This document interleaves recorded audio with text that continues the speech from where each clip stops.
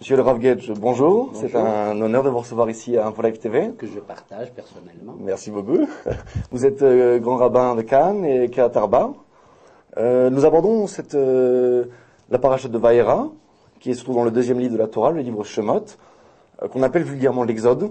Et Shemot, qui en hébreu signifie les noms, qui parle principalement de l'exode des Juifs en Égypte. Pouvez-vous nous expliquer pourquoi on appelle ça l'Exode, alors qu'en hébreu, ça signifie Shemot les noms? Quelle est la signification réelle? Effectivement, la plupart des livres de la Torah portent un nom selon la terminologie rabbinique. Celui de Devarim s'appelle Mishneh Torah, la seconde Torah. Celui de Bamidbar, Chumash HaPikudim, puisqu'il y a un recensement. Celui de Vaïkra, qui traite des lois pontificales et sacerdotales, s'appelle Torah de Kohanim, la loi des Kohanim. Seul le livre de Bereshit et de Shemot, les deux premiers livres de la Torah, conservent leur nom. Ils semblent apparemment liés de manière très très étroite. Bereshit, c'est Sefer Rishon, et Shemot s'appelle, selon Rav Gaon, Sefer Sheni.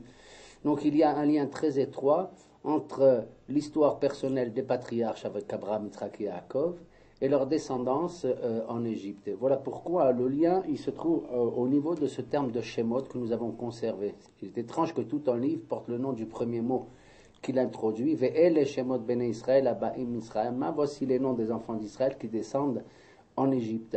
Et alors on répète à nouveau le nom de ces enfants, Reuven, Shimon, Lévi, Yehuda, Issachar, Zvulun, Dan, Naphtali, Gad, Asher, Yosef et Binyamin. Alors que nous avions déjà fait connaissance avec les 12 noms des tribus d'Israël au préalable dans le livre de Bereshit à la fin, dans la paracha de Vayigash, puisque nous savons qu'ils sont issus des matriarches. Alors, ce lien est évident parce que d'abord, le livre de Shemot commence par le vav de coordination, Ve et les Shemot, et donc il faut faire un lien entre le début du Sefer des patriarches avec celui de Shemot. Cela signifie quoi? Cela signifie que nous portons d'une certaine manière un seul nom, mais nous avons deux vocations. Le premier nom, le nom que nous portons, celui que notre maman nous a donné.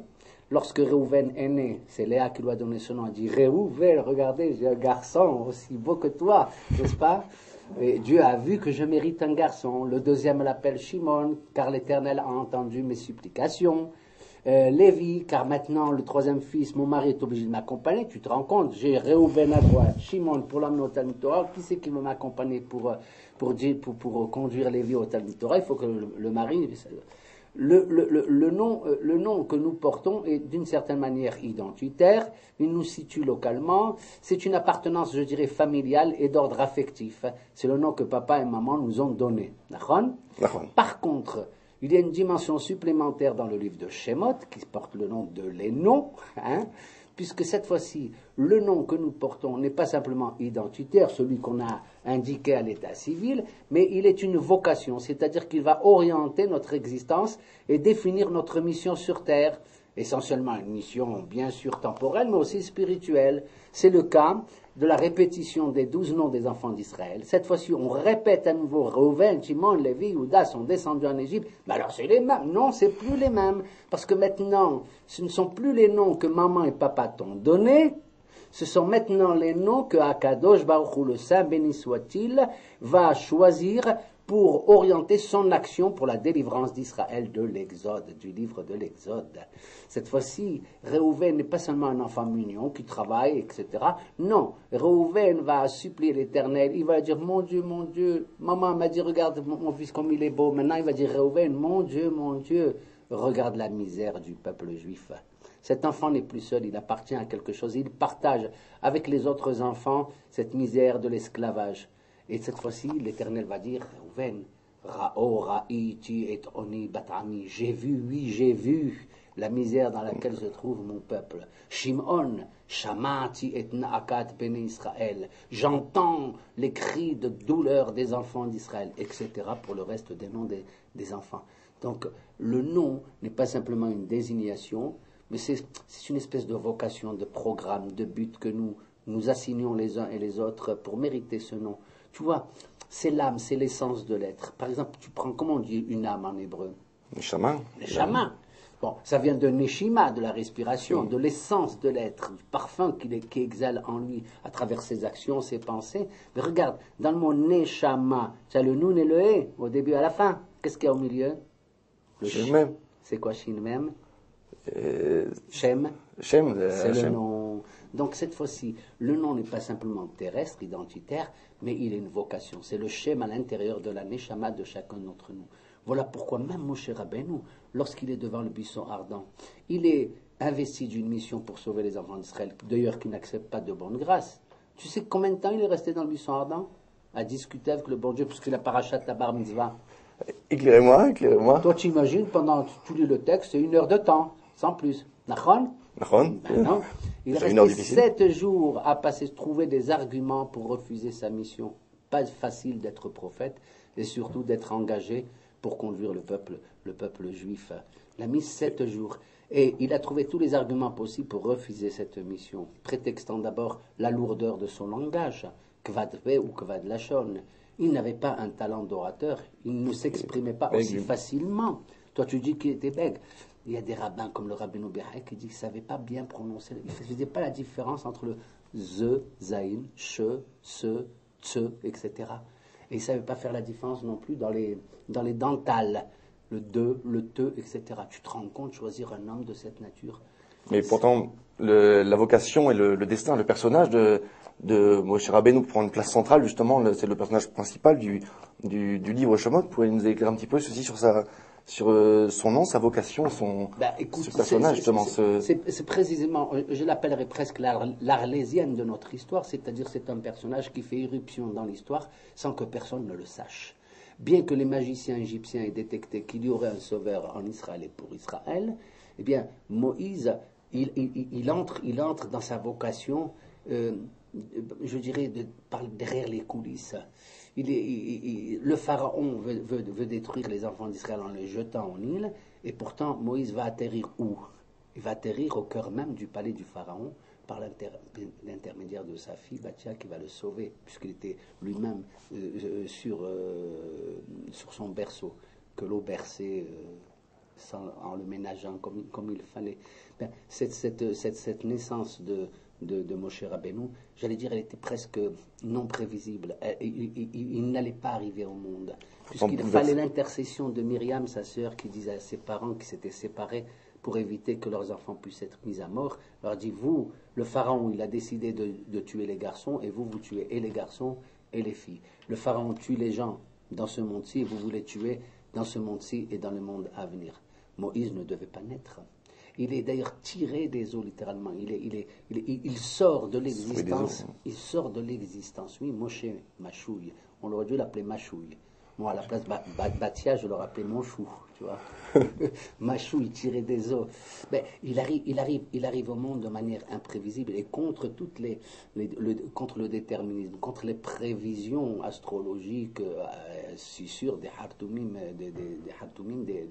d'Égypte.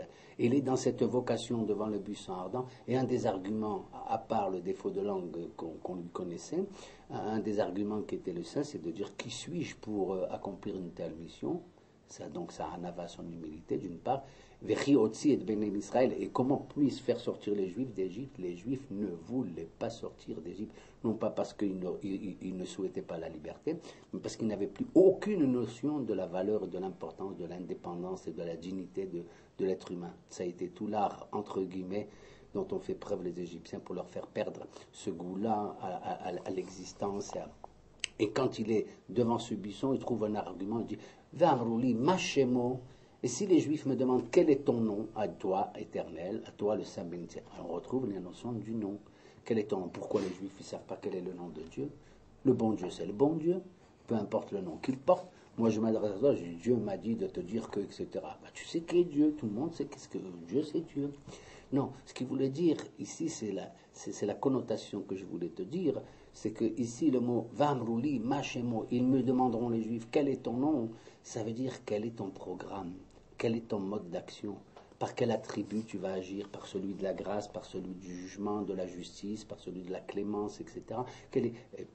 Et derrière tout cela, l'Éternel dit-leur, je serai toujours avec eux, je serai avec eux dans cette détresse comme je le serai plus tard, ultérieurement. Regarde, quand Moïse dit, et les Juifs me diront quel est ton nom, en hébreu c'est Ve'amru li ma shemo ma. Regarde la fin des lettres de ces 4 mots. Li, il y a un yud. Ma, il y a un he. Shemo, il y a un vav. Ma, il y a un he. Yud ke, vav Ok. C'est le nom de... Nom de... C'est le nom de Hachem. Donc, le nom comporte effectivement, voilà pourquoi la paracha, le livre de l'Exode, en hébreu, nous l'appelons Ve'el Leshemot, pour dire que les enfants d'Israël, pour conserver leur identité, ont gardé le nom que leurs parents leur ont donné, et ils l'ont gardé pour en faire un programme, Ve'el Leshemot. C'est ce que le Baal HaTurim dit, par exemple, par le mérite qu'ils ont conservé leur nom, par le mérite qu'ils ont conservé leur langue, l'Eshonam, par le fait qu'ils ont conservé la pureté des mœurs dans cette Égypte qui était souillée par un tas de péchés, et qui n'avait pas de réchilo, de colportage et de dénonciation. Ces 4 mérites ont valu que nous sortons d'Égypte. Et grâce à qui? Grâce à un personnage central dont on avait fait connaissance à la fin de Bereshit, c'est Yosef Hatzadik. Quand Joseph, cet Égyptien, ce premier ministre, tu le vois, c'est un vrai pharaon. Il parle en égyptien et tout. Lorsqu'il se fait connaître de ses frères, il leur dit ces 4 choses. Et ça les rassure. Il leur dit que tout le monde quitte la pièce, sauf ces gens-là, ces Hébreux. Il dit, Ani Yosef. Je suis Yosef. Mais les gens, les frères sont stupéfaits. Ils croyaient que cet homme, c'était qui? Safnat Parnéa, l'Égyptien qu'on connaissait sous ce nom égyptien. Il dit non. Ani Yosef, j'ai conservé le nom de Yosef. Et j'ai conservé aussi la langue. Kipi amdaber alechem. C'est ma bouche qui vous parle. Ma bouche en hébreu. D'accord? Geshuna Elai. Ils sont encore incertains, ils tremblent. Geshuna Elai, approchez-vous de moi. Il leur a montré qu'il avait fait la mitzvah de la Brit Mila. Et il leur a dit Geshuna Elai, tous sauf Binyamin. Parce que Binyamin n'était pas au courant de la vente.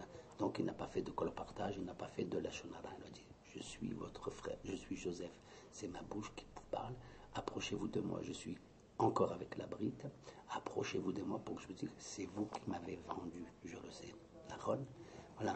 Alors le nom, c'est le nom sublime que l'on porte. Voilà pourquoi ça s'appelle la paracha de Shemot. Ve'amruli ma Shemot. Quand le patriarche Yaakov lutte contre l'ange, tu te rappelles cette histoire? Il lutte contre l'ange, il le gagne, mais il est blessé, il est boiteux et tout. Qu'est-ce qu'il dit le patriarche Jacob avant de libérer cet ange? Il lui dit Agidanali ma shemecha. Dis-moi quel est ton nom. Alors là, je lui dis qu'est-ce que ça fait? Qu'est-ce que ça change? Peu importe que l'ange s'appelle Michael, Gabriel ou Tsuriel, ou que ce soit l'ange tutélaire de Esav ou d'Édom, etc. Qu'est-ce que ça change? Ça change beaucoup.